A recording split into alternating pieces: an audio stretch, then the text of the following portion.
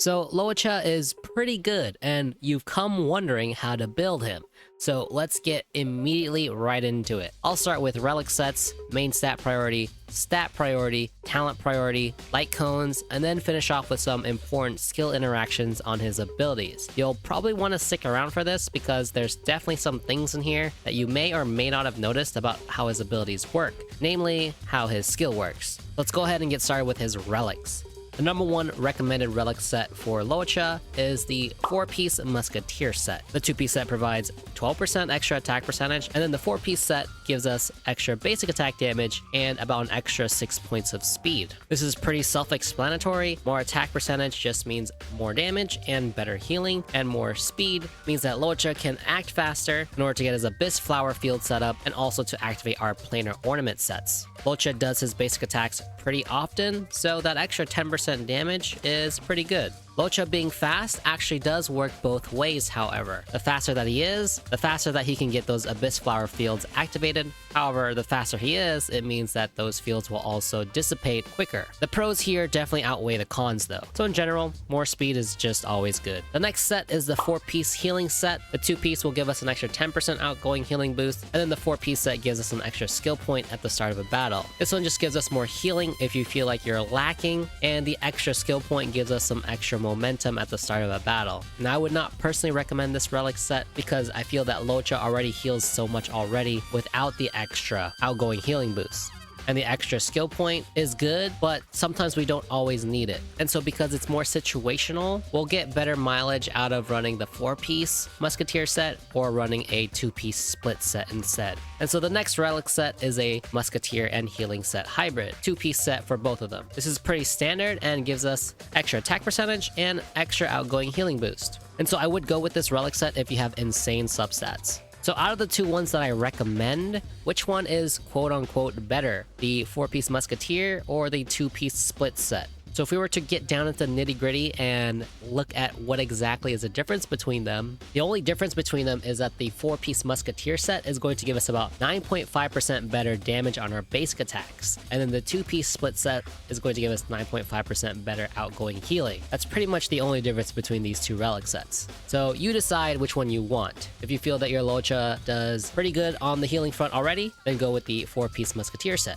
If you have insane substats on a 2-piece split set, then definitely just go for that one. Next up is the 4-piece Imaginary set. This set is very interesting and has a ton of potential in my opinion. This might actually be the relic set that you want to go for later down the road, assuming that you can first get the right amount of speed, at least 120, to activate your Planar Ornament set effects. Now to remind you guys on what this set does, since not very many characters use this, attacking a debuffed enemies will increase your crit rate by 10%, attacking imprisoned enemies will give you the 10% crit rate and a 20% crit damage bonus. And then the 2-piece set also just gives us a 10% imaginary damage bonus. So this is just in general a great set for Luocha to deal more damage. Since Luocha likes building attack, crit rate and crit damage are great stats to increase his damage output. And I said this before, but I think that Luocha's healing is already strong enough without the need for more attack percentage or outgoing healing percentage. Considering that the average character's health hovers around 2.5k to 3k, depending on their level, around 70 to 80, and we're healing about 2,000 with our skill and 600 with our talent when our Luocha is at level 70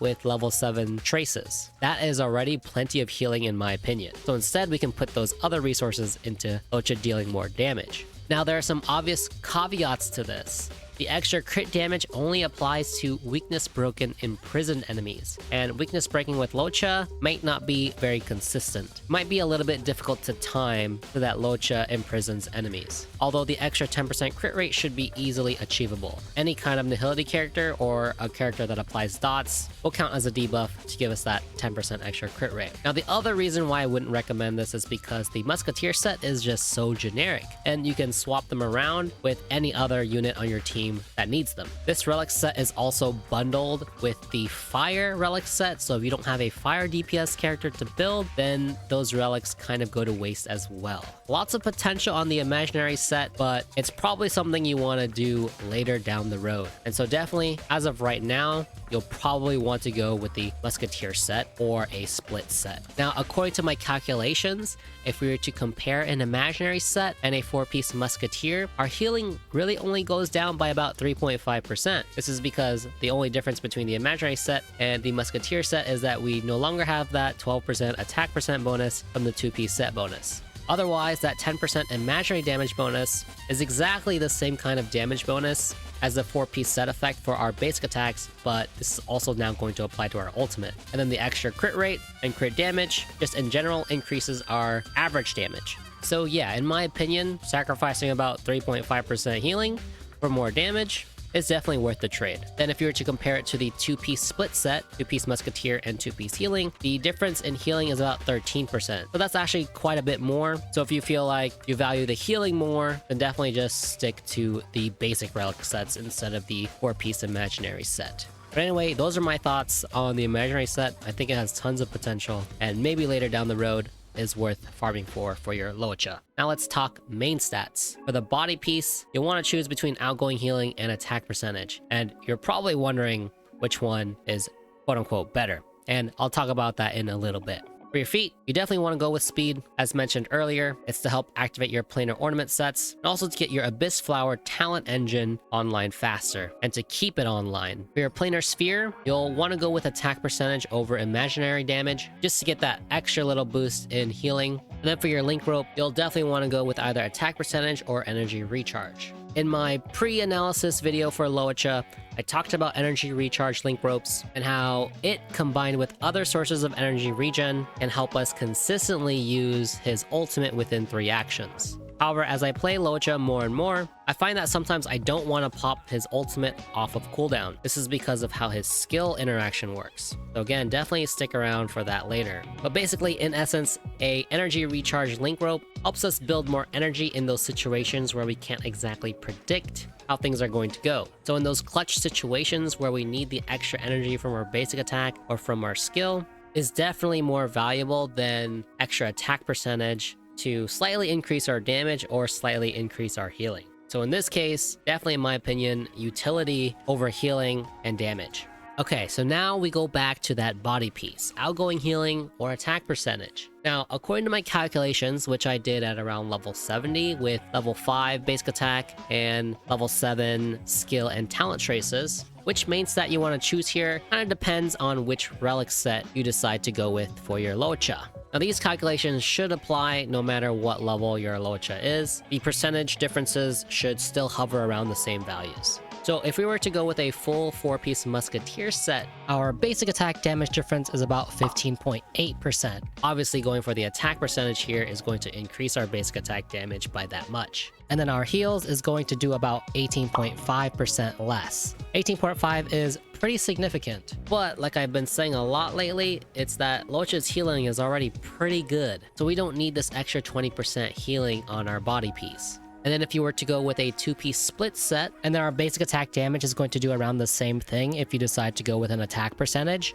which is around 15.8%. If you go with an outgoing healing body piece here though, then your heals are going to do about 16.2% more healing. So it's a little bit less when compared to the 4-piece Musketeer set. So again, choose the body piece that you prefer. If you feel that your Luocha needs to do more healing, then go with the outgoing healing percentage. If you think his heals are fine, then go for an attack percentage. I personally feel that his healing output is pretty good already, so I went for more damage. Now let's talk about which Planar Ornament set you should go for, since I kind of skipped over it. But this one is pretty simple. You should definitely go for a Space Ceiling Station because it's going to increase your attack by an extra 24%, as long as you hit that 120 benchmark for your speed. The only other Planar Ornament set that we would consider is the Sprightly Von Wag, but in my opinion, that extra energy regeneration rate of 5% is too specific and really only applies in certain situations, and is in general just not generic enough. You should be just fine just running a energy regeneration rate link rope, especially since now that he's released, I understand a lot better how his skill works. And spoilers, when it does trigger when an ally falls below 50% HP, we actually do gain extra energy. So if that consistently triggers, well, that solves a lot of the problems with generating energy for our ultimate. Alright, now let's talk substat priority. Attack substats are arguably the best because it just gives him more damage and more healing. However, the other side of thinking here is that he already does plenty of healing, so it might be better to go for more utility stats. But at the end of the day, it's more damage, so who doesn't want that? The next stat is obviously speed. Speed in general is just good, so there's just no arguing with that, to be honest. And then the next 5 stats are kind of hard to prioritize, but in my opinion, it's going to go effect res, crit rate and crit damage, and then survivability with defense and HP. But they are all kind of tied. If I had to choose, that would have been my order. More survivability is in general just good because Luocha is pretty squishy as it is, since we don't really build HP. Crit is great for damage because we're already building Luocha for attack, so crit rate and crit damage directly synergize with the attack stat to deal more damage. Effect resistance is just in general really good for us to not get CC'd by annoying mechanics in the game like freeze or any other debuffs that might hinder our gameplay.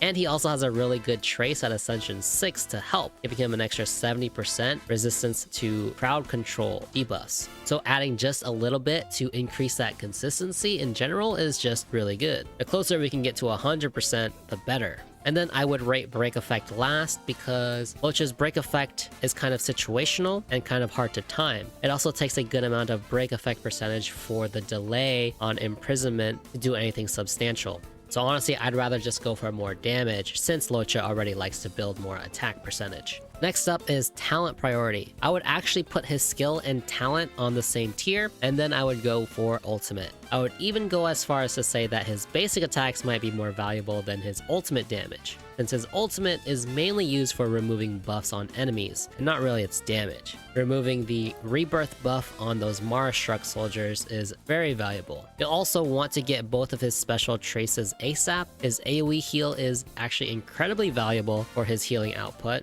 and is very important to help him keep the team topped up consistently. And then the cleanse is self-explanatory. There are certain effects in the game that you want to cleanse immediately, like for example, Kafka's mind control. Alright, now let's move on to light cones.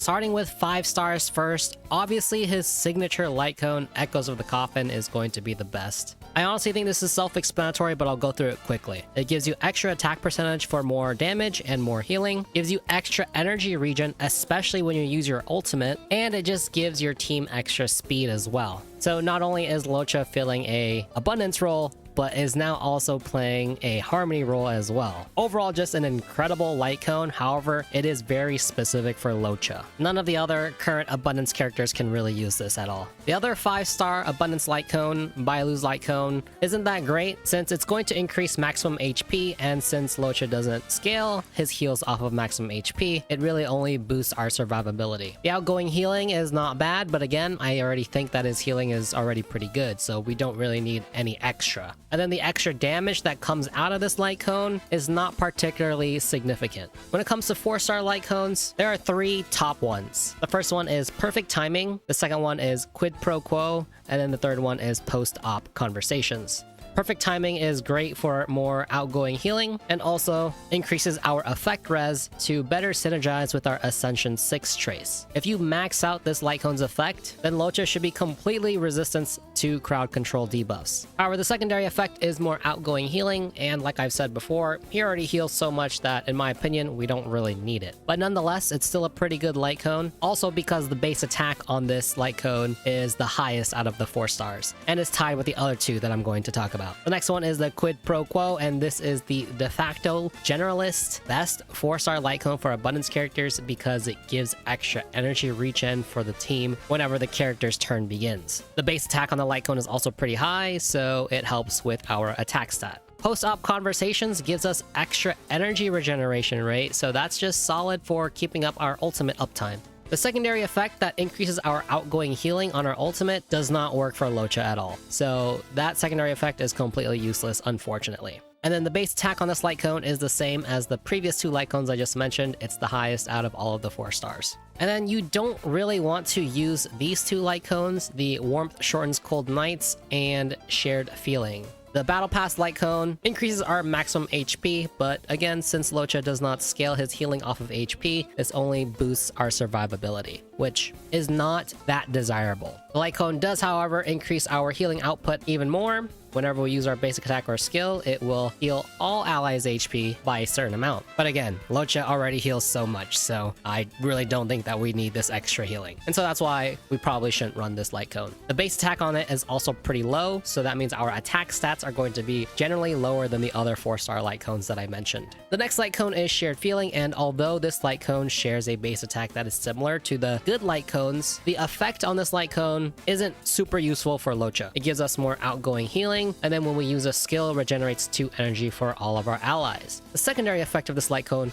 would have been good if when our allies' HP falls below 50% and he does the automatic heal, triggered this light cone's effect. However, it does not, and so that's why this light cone kind of dropped in value. The base attack on this is pretty good though, so if this is the only light cone that you have, it's not a terrible option. And then in terms of 3 stars, Multiplication is a solid one because whenever you use a basic attack, which Luocha will be doing a lot, it will advance his action forward by 20%. So pretty good just to get Luocha to do more actions. However, base attack is pretty low, so you'll probably want to replace this with a better 4-star light cone. Cornucopia increases our outgoing healing, but again, I don't think that Luocha really needs more outgoing healing. The base attack on this is also incredibly low, so our stats aren't going to be that great. So if you had to choose between 3-star light cones, I would definitely go with Multiplication over Cornucopia. Okay, so now let's talk about the important skill interactions on Luocha's abilities. The first one is that his skill does have a global check, or as the game likes to call it, an auto trigger. So if anyone on the team falls below 50% health, it will automatically trigger, and there is no setup needed. When it does automatically trigger, Luocha also gains energy. That's one of the biggest parts that was unclear to me before he was actually released. So the fact that we do gain energy is really good for helping us build up those ultimates in less turns. Maybe I should say actions instead of turns, because when the auto trigger skill activates, it doesn't actually count as a turn. The cooldown and the turn count for the auto trigger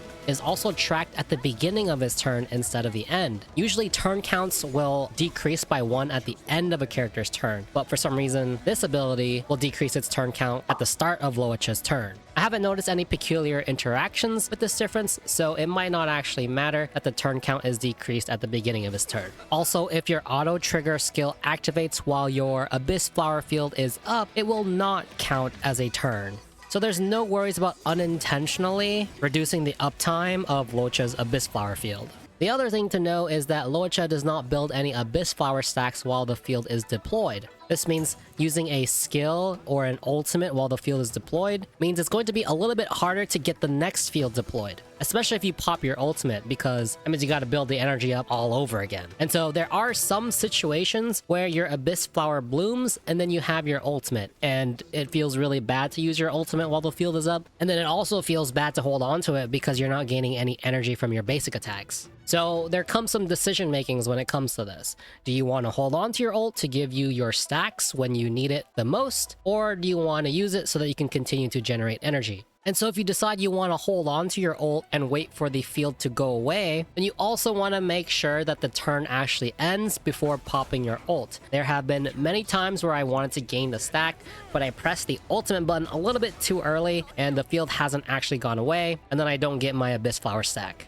If you're interested in more Honkai Star Rail content, I will soon be uploading a video taking a look at the next character that's going to come out, which is supposedly Blade. And so if you're interested in that, then please take a look. And if it's not there yet, it will be there soon.